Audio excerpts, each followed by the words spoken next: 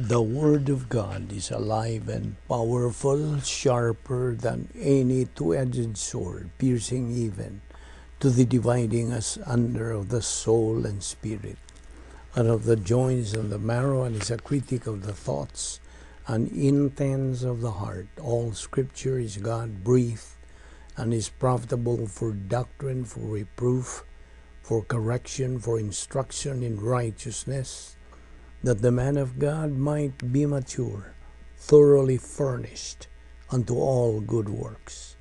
Study to show thyself approved unto God, a workman that needeth not to be ashamed, rightly dividing the word of truth.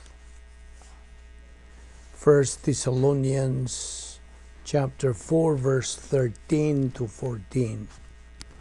But I do not want you to be ignorant, brethren, concerning those who have fallen asleep, lest you sorrow as others who have no hope.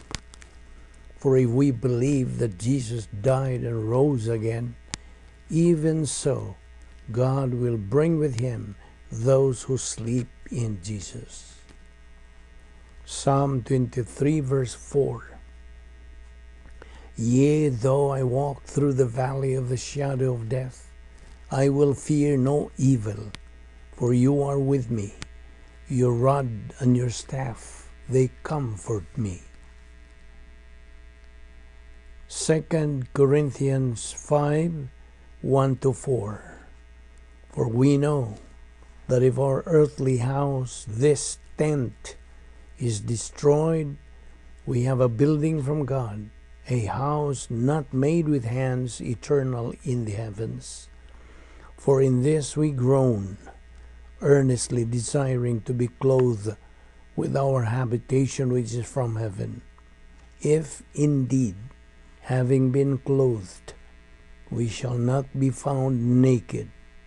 For we who are in this tent groan, being burdened, not because we want to be unclothed, but further clothed, that mortality may be swallowed up by life.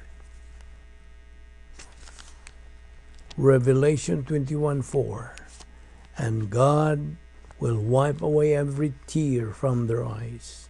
There shall be no more death, no more sorrow, nor crying, and there shall be no more pain, for the former things have passed away. Before we start our Bible study today, let us examine ourselves if we still have some sins. We have to use now the principle of 1 John 1:9. If we confess our sins, God is faithful and just to forgive us our sins and to cleanse us from all unrighteousness. For you unbeliever, the issue you face is not confession of sins, it is using your free will so you can make the most important decision in your entire life, the decision to believe in the Lord Jesus Christ as your Lord and Savior. Acts 16:31. Therefore, let us pray.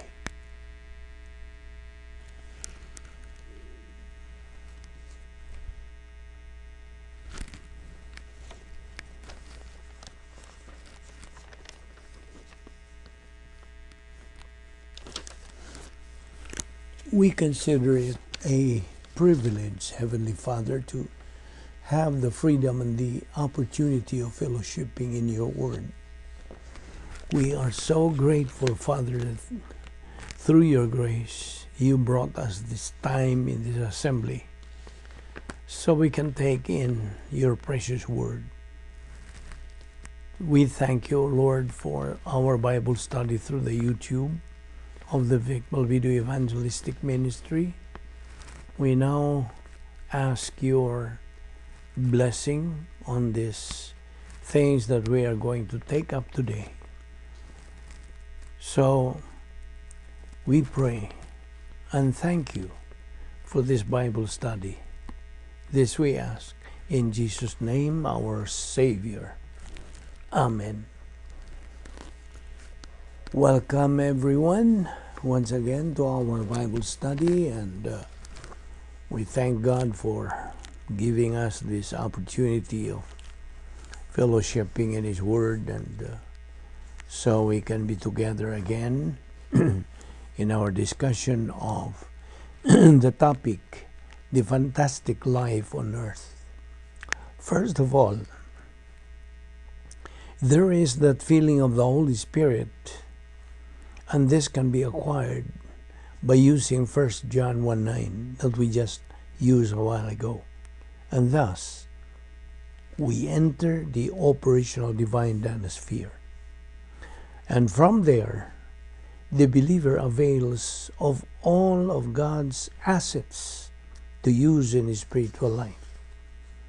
Our Lord Jesus Christ used all of God the Father's assets, like residence in His prototype divine danosphere. Then He maintained plus H inside His divine danosphere. Our Lord Jesus Christ had personal sense of destiny while using plus H, and He looked forward to His victory, the strategic victory at the cross. If our Lord Jesus Christ was able to handle and face any kind of suffering, including His being judged at the cross, by using God's power, the believer has also the same ability to handle and face any suffering in life. When our Lord Jesus Christ died at the cross, His body went to the grave. His human spirit went back to God the Father. But His soul went to Hades to visit that place for the purpose of, number one, taking the captives, the believers, to heaven, and number two, proclaiming to the fallen angels in Tartaros that He, the Lord Jesus Christ, is victorious against Satan. Now, people go to the lake of fire because of their volition's decision to go there.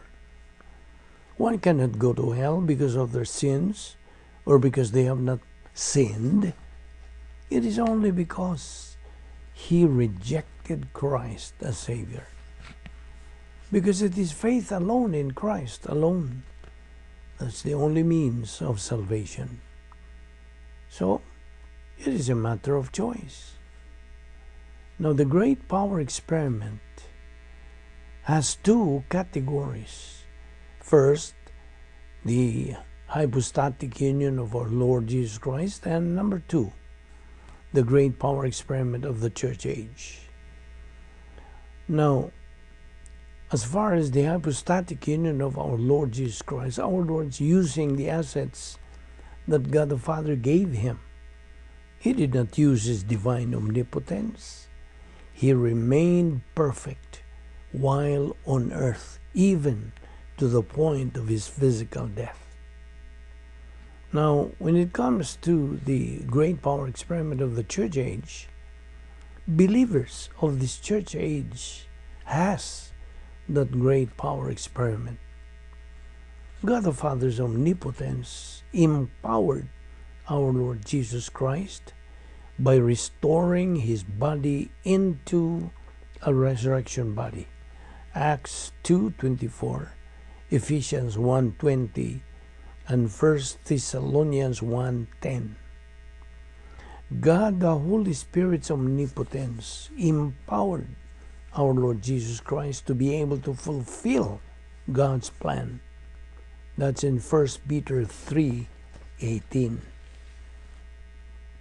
Now, you remember the portfolio of invisible assets? These assets had been provided by God to every believer. Now, in 2 Corinthians 5:7, God's word says we no longer walk by sight, but by faith. In eternity past, God already provided believers this portfolio of invisible assets. faith is what we have to use to be able to move on in our spiritual life. Now in Romans 10:17, faith cometh by hearing, and hearing by the word of God. 2 Peter 3:18, but grow in grace and in the knowledge of our Lord and Savior Jesus Christ. Remember, the Holy Spirit's omnipotence is only available inside the operational divine dynasphere. That is why the problem-solving devices number 1 is rebound. 1 John 1:9. If we confess our sins, God is faithful and just to forgive us our sins and to cleanse us from all unrighteousness. That is the divine step to enter the operational divine dynasphere. Then we can continue moving on in our spiritual life, fulfilling the protocol plan of God. Now, the Holy Spirit's power sustained our Lord Jesus Christ inside the prototype divine dynasphere. Now, the same power sustains the church age believer inside his operational divine dynasphere.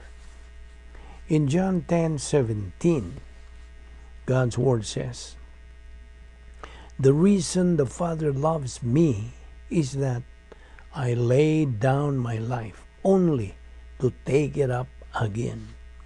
Verse 18, no one takes it from me, but I lay it down of my own accord. I have authority to lay it down and authority to take it up again. This command I received from my Father. Now, the Lord Jesus Christ gives up his life, his spirit. Our Lord had his power to lay down his life and also the power to restore his human life again. This very power of God the Father, the great power experiment, is now, listen, is now available to all believers to be able to become victorious in life. You see, our Lord Jesus Christ availed of the following. First, the Holy Spirit's omnipotence inside his prototype divine dynasphere. And number 2, his plus H as a problem-solving device. The same power that, well, of course, the same power, the omnipotence of God the Father, resurrected our Lord Jesus Christ. And it is the same power that will resurrect all believers during the rapture. Between Christ's resurrection and the resurrection of church age believers is what we call the greatest power period in all of human history. God's power is available to every believer right at this very moment. I hope you let it sink into your mind. So God's power is available to every believer right at this very moment. Philippians 3:10 says, I want to know Christ and the power of his resurrection and the fellowship of sharing in his sufferings, becoming like him in his death, and so somehow to attain to the resurrection from the dead. That is in verse 11. Now, always remember the 3 stages of the area of spiritual adulthood: spiritual self-esteem, spiritual autonomy, and spiritual maturity. Now, we can build a garrison in our soul through the problem-solving devices in the area of spiritual adulthood. Our Lord Jesus Christ's power of His resurrection means God the Father and God the Holy Spirit's omnipotence. Now, you notice we are repeating these things? We have to, because this is what we call inculcation. Remember, reception, retention, and recall of Bible doctrine. That is the 3 R's. Reception, retention, and recall of Bible doctrine. Now, we will stop here today, and we will continue on our discussion on this particular subject, the fantastic life on earth. Let us pray. My friend, may I ask you something? Should you die right at this very moment, do you know for sure you will live forever, for eternity in heaven or in hell? The Bible, the Word of God, tells us that you can know. You can know it for sure. I'm asking you, friend, this question since this is the most important question you will ever encounter in your entire life. Now let me ask you this. Are you saved? It's not a question of whether you are a member of a church or not, but are you saved? Because salvation, as we know, is only found in the Lord Jesus Christ. He is the only Savior. There is no other. Acts 4:12 says, neither is there salvation on any other under heaven given among men whereby we must be saved. Now, it is your choice whether you believe the gospel or not. Believing the gospel is believing the Lord Jesus Christ as your Lord and Savior. That is as simple as that. Remember God's word. John 3:18 says, he who believes in Him, meaning the Lord Jesus Christ, is not condemned. But he who does not believe is condemned already, because he has not believed in the name of the only begotten Son of God. Therefore, believe on the Lord Jesus Christ, and thou shalt be saved. Let us pray. Father, we thank you for this opportunity of studying your word once again. May you take us here once again tomorrow, so we can continue in our Bible study, which is the process of spiritual momentum. Thank you for all of this. May these things that we have taken up become a blessing to our life. This we ask in Jesus' name, our Lord and Savior. Amen.